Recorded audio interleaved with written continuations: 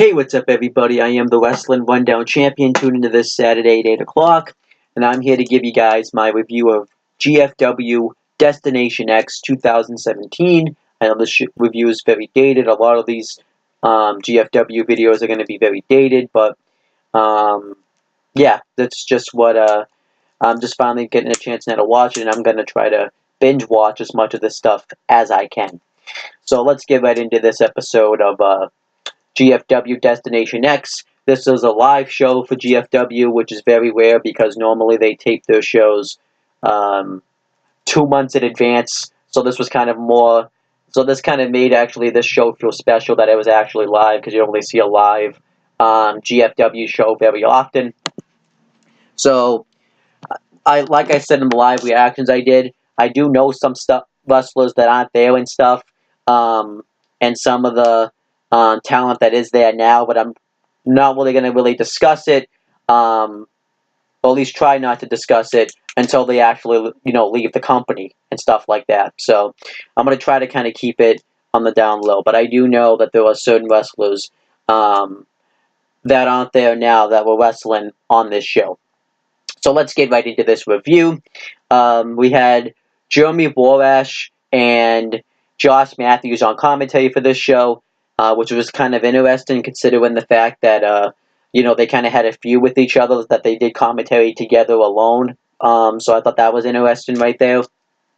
And it showed Lashley arriving to the arena with all of his MMA friends and the owner of the MMA promotion that he fights for. I don't remember the name of it. And we see him shaking hands with Jeff Jarrett. And then we had the first match on the show. It was a Unified G.F.W. Knockouts Championship match. Unified G.F.W. Knockouts Champion Sienna with KM versus Gail Kim. Overall, I thought this was a good match here. Gail Kim gets the advantage throughout the beginning of the matchup. She hits a head scissors driving Sienna outside the ring.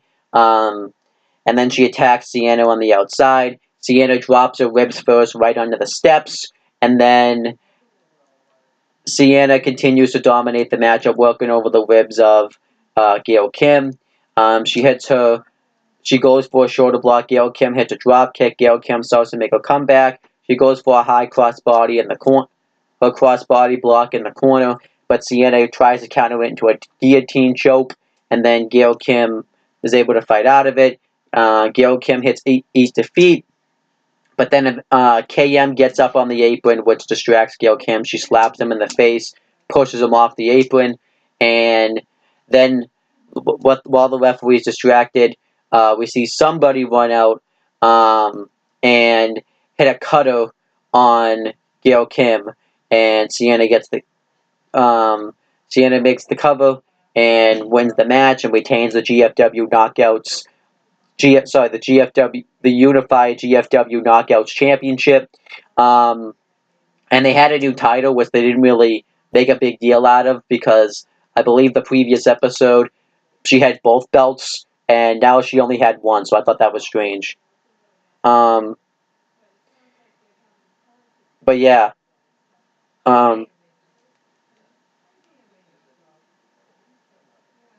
Sienna wins, and then we found out that the person that hit the cutter was none other than Taryn Terrell, which obviously I guess made sense. Taryn Terrell is officially back. I don't know the last time she was actually in GFW. The last thing I remember she did was when she did the Dollhouse stable. I don't know if she had been around since then, but that's the last thing I remember her doing. And I remember they had a feud then, and obviously they had a feud back in 2013 when they had the last knockout standing match at Slammiversary in 2013.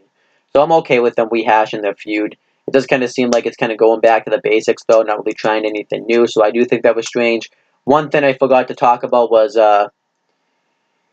earlier in the show, Michelle McKenzie, I don't know how you say it, I don't remember what her name was backstage about to get a word with Bruce Pritchard, but then when she opens the door, she sees that it's somebody else, and then we see that same person, we don't actually see his face, and we see them walking backstage, and Josh Matthews on commentary was like, "What is he doing here?"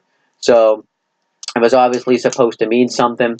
And then next, Bruce Pritchard comes out, and obviously this is when they had to kind of address everything that went down with Alberto El Patron, because he had been suspended before this episode, but since they had all the episodes taped and this was live, they really couldn't do anything about it. So pretty much, I was kind of questioning how they were going to write him off, and they just pretty much said that he was suspended. They just kind of said he had some personal issues and he was suspended, which I kind of thought was kind of a lazy way to do it instead of actually trying to find a way to write him off.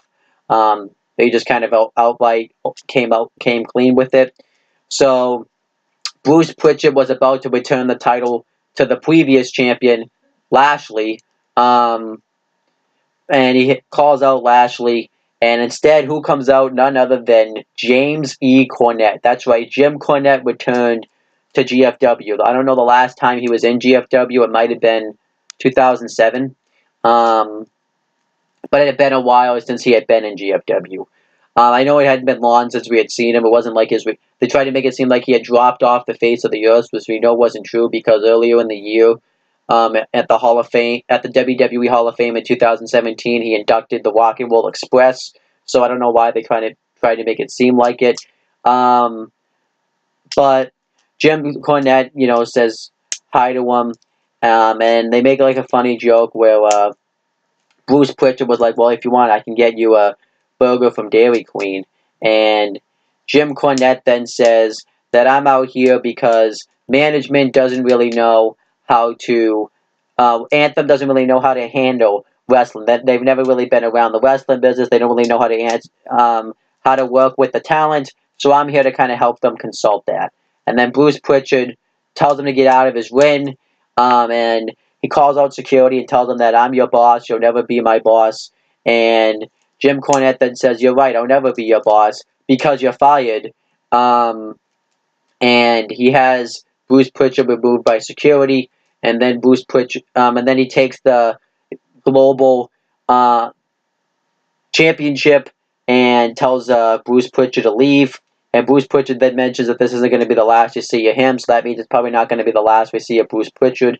And then afterwards, Jim Cornette cuts a promo talking about how all the talent had just been wanting and thinking that they've earned opportunities. But now everybody from this point, all the athletes have to earn their opportunities. And if they don't like it, well, they can get the hell out of my company. Which I loved it. I love the way that Jim Cornette said it.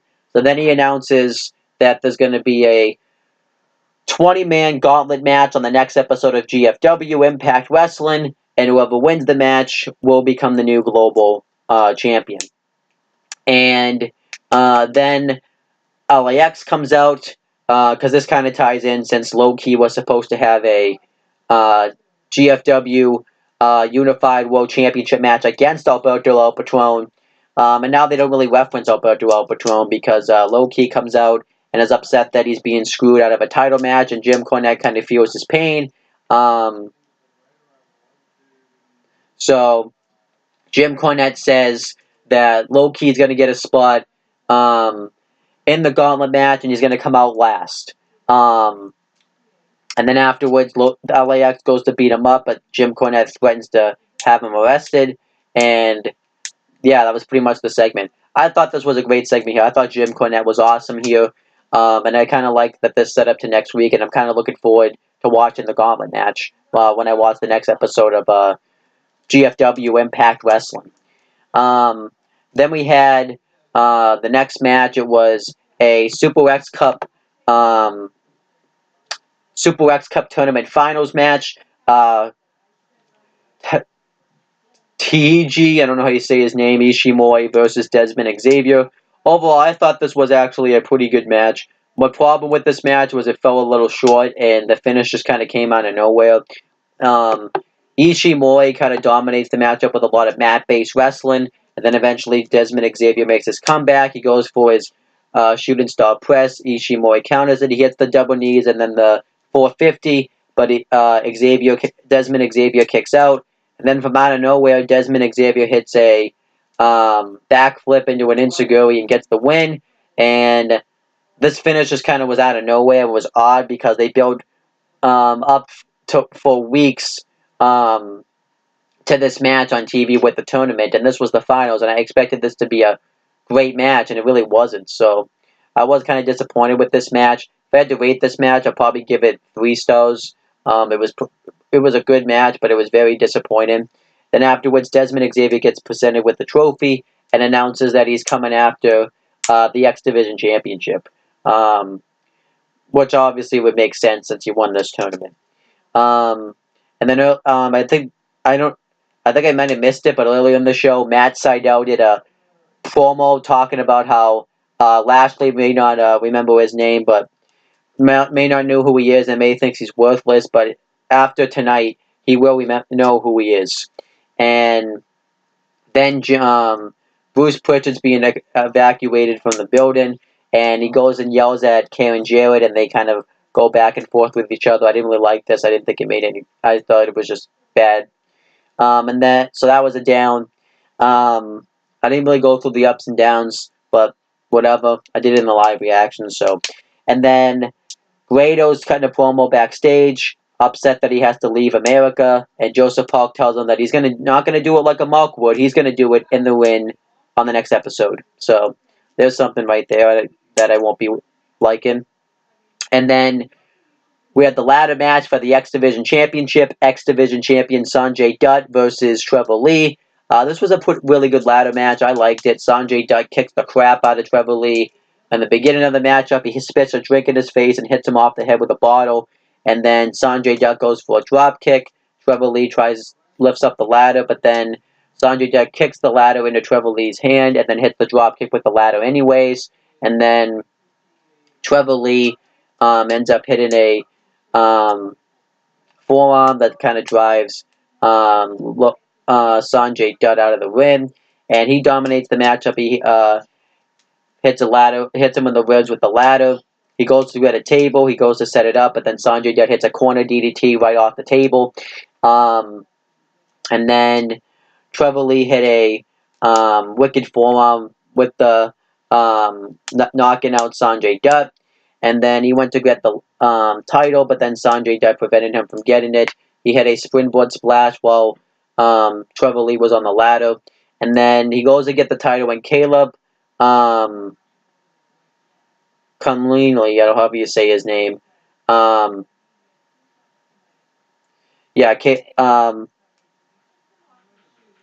Caleb comes out and power bombs Sanjay Dutt through the table, and Trevor Lee's he tells Trevor Lee to come up and get the ladder. Then who comes out? None other than P.D.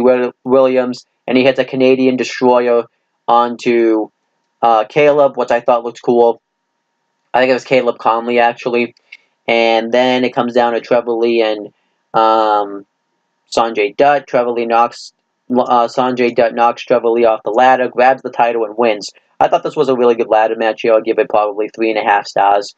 I liked it. I've seen better ladder matches though, but I thought this was a really good ladder match. And I'm assuming what this is probably going to build to is maybe a fatal 4-way match now with Trevor Lee, Sanjay Dutt, P.D. Williams, and Caleb Conley, whoever his name is. And then next match was the tag team match. It was Ohio versus Everything, or OBE for short,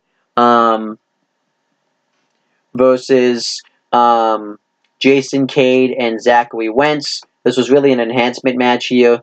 1-6 spot where Zachary Wentz hits a big kick right onto Dave Christ right away, which I thought looked cool. But eventually OBE just beats him with a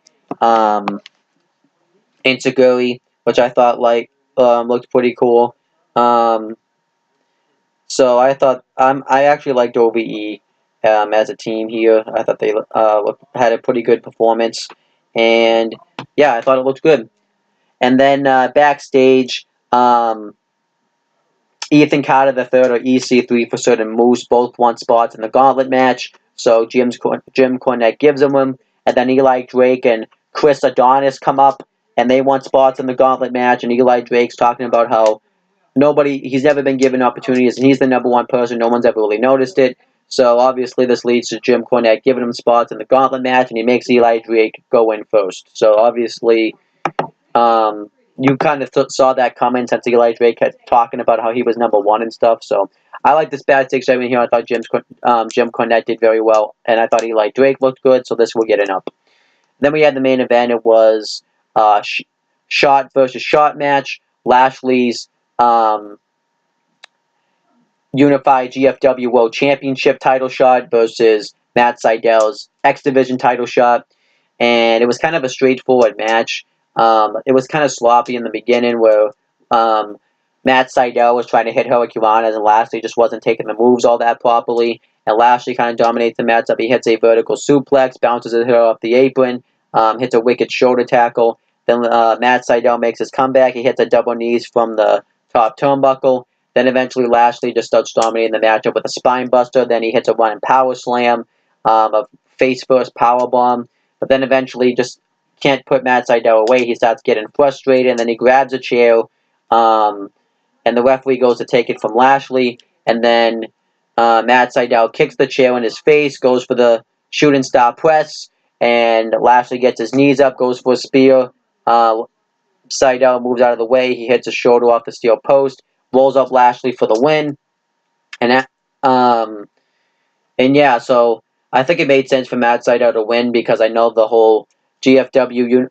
Unified G.F.W. World Title situation was all messed up anyways. I expect probably Lashley to be in the gauntlet match, so it really doesn't matter if he wins or loses. So that kind of makes this match pointless. But it's not like there was really anything that G.F.W. could do about it, so whatever. And obviously, I think it made sense because they were doing the storyline where Lashley had to pick between MMA and professional wrestling, and this kind of makes it look like he can't focus on trying to do both at once, so I guess that was interesting. And then a few of Lashley's MMA fans were out there, and one of them chokes out Brian Hebner because obviously he made a bad call, and Lashley's has to pull him off, and I thought that was just terrible way to end the show, so that was bad. But overall, if I had to rate this G.F.W. Destination X show, I actually thought it was a good show. It wasn't a really good show or a great show, but it was a good show. I expected maybe a little bit more since they were going live. But you did have some nice returns like Taylor Terrell, like Jim Cornette, and P.D. Williams. So I thought those were cool. And yeah, I thought this was and I liked the wrestler on the show was pretty good. I liked if I had to say my match of the night was probably the ladder match. So yeah, overall I thought this was a good show. So if I had to rate it, I'll give it a 7 out of 10, which is a C. So that's pretty much it, guys. Really don't have anything left to say. Make sure you guys like, comment, and share this video so people will watch it. Make sure you guys subscribe to this channel for more content and click on the bell so that way every time I upload a video, you guys will get the notifications for it. Make sure you guys do the same thing for my CM Brothers and No One the Talking 80 YouTube channels, and that's pretty much it, guys. Talk to you later.